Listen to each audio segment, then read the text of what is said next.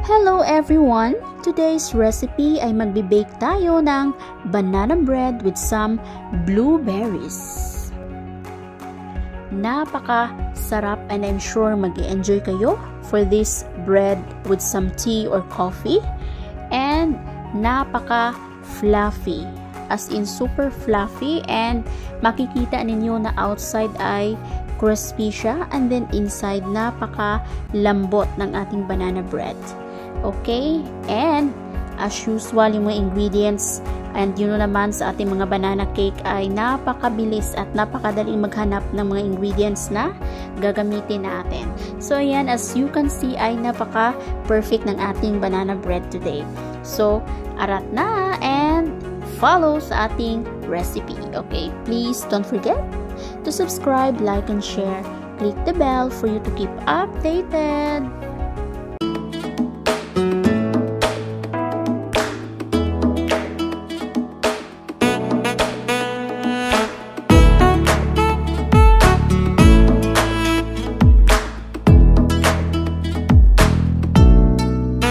Okay, so let's get started. Sa ating mga ingredients na ginamit today, ayan, 2 1/2 cups ng ating all-purpose flour. And then, mayroon tayo ditong 8 pieces ng small ripe bananas. Okay, 1 cup ng ating brown sugar, 1/2 cup ng ating melted butter, 2 eggs, slightly beaten, 1/2 teaspoon ng baking powder, and 1/2 teaspoon din ng ating baking soda, 1/2 cup ng ating blueberries, dried, 1 teaspoon ng ating vanilla essence. So, ayan yung ating mga ingredients. Actually, ay pwede kayong mag-play sa inyong mga banana bread. So, any ay pwede kayong gumamit ng mga dried fruits na gusto nyong ihalo. Okay. So, before anything else, ay heat up natin yung ating mga oven for 200 degrees Celsius for 15 minutes. Alright, so ayan, sa ating pag-start ng ating mga ingredients, ay remove natin of course yung mga balat ng ating bananas. And yung the more na mas ripe yung ating banana ay the more na mas maganda siyang i-bake. Okay, so ayan, at imamash lang natin siya at gawin natin siya na sobrang as in super na mashed na as much as yung mga solid or yung mga banana natin ay kailangan talagang magiging soft. Okay, so ayan, soft na and pwede na natin i-add yung ating brown sugar. Okay, so actually sa ating banana bread ay usually brown sugar yung ginagamit.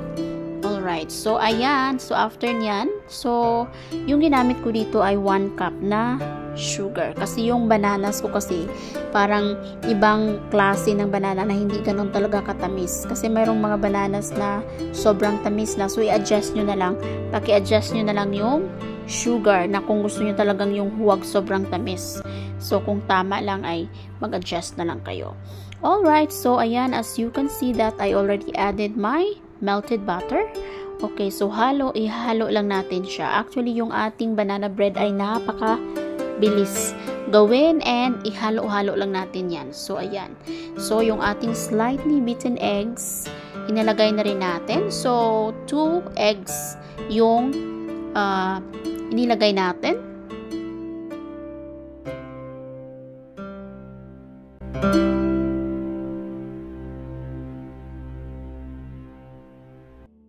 So, ayan, and continue lang natin yung pag-whisk ng ating mixture.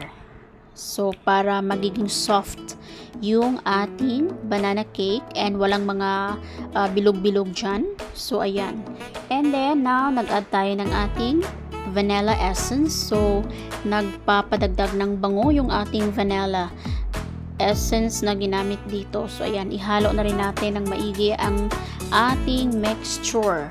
So, ayan. So, ang ating banana bread ay nag-add tayo ng sifted flour. Yung ating flour ay kailangan nating isi-sift yan bago natin i-add para iwas sa mga buhol-buhol and then para magiging soft yung ating mixture. Okay. So, ifo-fold in lang natin siya until na magiging even yung pagkahalo. So everything ay magiging halong-halo na. So yun yung paglagay natin ng second batch. Okay, ilagay na natin yung second batch ng ating flour. Okay, dahan-dahan lang yung pagkahalo ng ating flour. Alright, so let's continue lang yung paghahalo natin ng ating ingredients. Okay, so yung ating banana ay kailangan maihalo lahat, yung magiging even yung paghalo natin. Okay, so ayan, so continue lang, and then in just few minutes ay mag-a-add na tayo ng next na ingredients natin. Okay, actually sa ating banana bread, napakadali niyang i-bake. Super easy.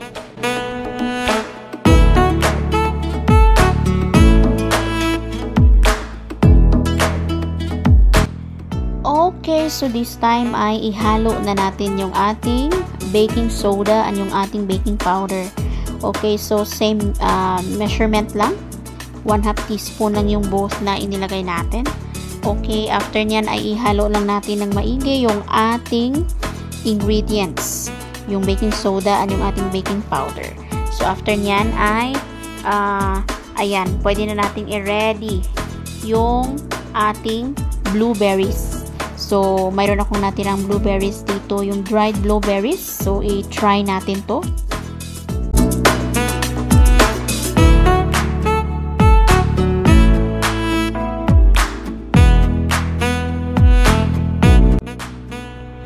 Ayan, and inihalo na natin yung ating blueberries. So, please i-check ninyo yung ating recipes. Meron akong muffin recipes din dyan na naglagay ako ng raisins. So, depende. Yung trip ninyo, yung maglagay kayo na kahit na anong klaseng mga toppings or i-mixture nyo dyan sa inyong mga banana bread. Napaka-sarap. Actually, ay pwede kayong mag-try and try ng kahit na mga anong gusto ninyong ihahalo. Ay walang problema. O ayan. So ayan na, and naihalo na natin ng maigi yung ating mixture with ating blueberries.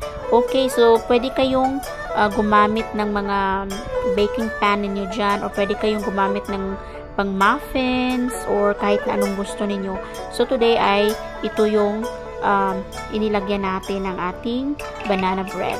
O ayan. So ilagay lang natin, lagyan natin ng baking sheet, and then para hindi siya didikit, or pwede kayong maglagay ng kaunting butter. Kung wala kayong mga ganito ay pwede kayong gumamit ng butter. Okay, so ayan, and malapit na natin ilagay, and make sure na bago kayong maglagay ng ating banana bread ay napainit na ninyo or nailagay na ninyo yung oven na mainit na siya within 15 to 15 minutes. Basta ibababa sa 15 minutes. Okay, kasi mas maganda kasi na ilagay natin siya na mainit na yung oven natin. Okay, so ayan, i-flat lang natin yan using our spatula, and then pwede na natin siyang ilagay sa ating mga oven. How exciting! Ayan. So, we'll see! Exciting!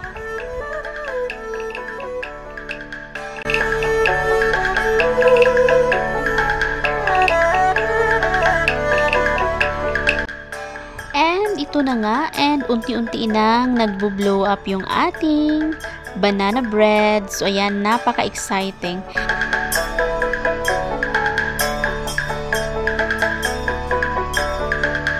So after 25 minutes, ito na yung ating banana bread, and unti-unti na siyang tumataas and nag-level up na yung ating banana bread.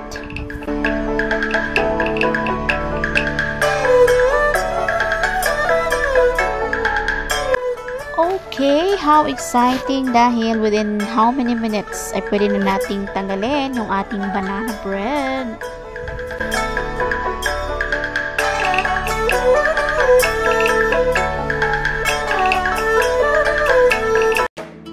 At ito na nga yung ating finished baked and newly baked banana bread with blueberries. So ayan, nag-crack lang siya konti. It's normal.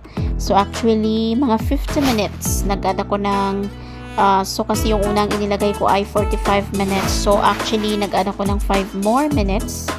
And, ayan, perfect yung ating banana bread. Okay, so, kung mag-crack man yan, ay hayaan nyo na lang.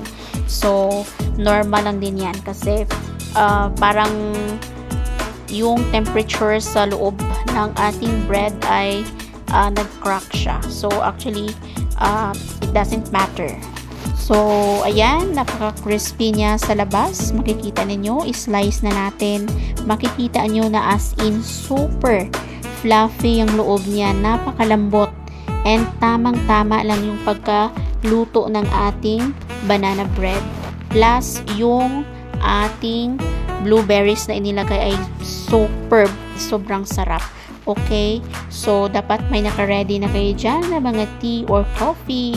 But actually, I forgot to tell you guys na medyo after ng pagkaluto ng ating baked banana ay pwede ninyong ilagay muna, i-rest muna ninyo yung ating banana bread para palamigin ng mga 1 hour. Okay, so para hindi siya didikit, hayaan nyo munang mag-loosen yung ating banana bread. Okay, so ayan, bago ninyo i-slice. Alright, so kung makapaghintay pa naman kayo ay okay lang. So, kailangan muna nyong palamigin ang inyong mga banana bread dyan. Okay, so ayan na nga yung ating ginawang bread today. Okay, so hindi nyo na kailangang bumili pa sa mga bakeries or kahit na saan, ay pwede na ninyong gawin. And napaka sarap, home-baked, home-cooked, and sobrang sarap. Makokontrol nyo kung ilang piraso yung gusto nyong kainin, or syempre makatipid kayo dyan dahil kayo mismo yung nag-bake, and you have to be so proud of yourself. Kung marunong ka talagang mag-bake, try and try. Ayan, so tinikman na natin yung ating banana bread and napakasarap. Actually, please try this. Try ninyo ang ating banana recipe today. Napaka-sarap. So, ayan, huwag nyo nang patagalin pa, and please try this. Sure na magugustuhan ninyo. Okay, so sa mga nanonood dyan, thank you so much sa pag-watch ng ating videos today. Okay, so yung ating video today ay napaka-simple, napakasarap. It's a common recipe actually. Kaso lang, syempre, meron din tayong iba-ibang style kung paano tayo magluto, yung mga ingredients natin. So, ayan. Okay, so maraming salamat sa inyong pag-watch, and wish you all the best. Have a nice day. Thank you, everyone.